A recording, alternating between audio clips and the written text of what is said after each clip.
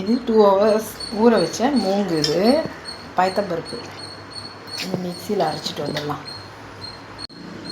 இதெல்லாம் நம்ம ஜாரில் கழுவிட்டு தான் ஊற வச்சது.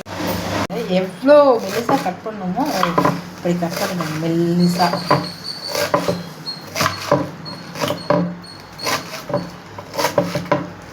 2 பச்சை மிளகா,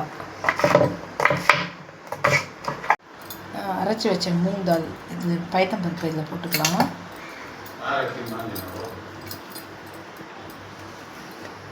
இவ்வளோ கிட்ட வைக்கிற வச்சுக்கணுமா, கீரை, பச்சை மிளகாய் எல்லாத்தையும் இதில் போட்டுக்கிறேன்.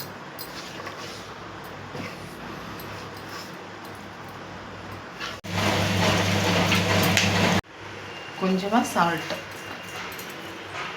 அரிசி மாவு போட்டு நல்லா கலந்துக்கலாம்.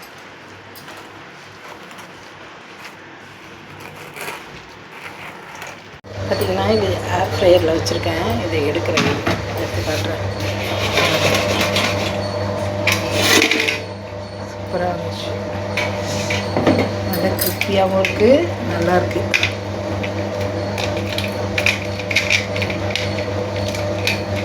இது ஆறணும், சூடாக இருக்குது.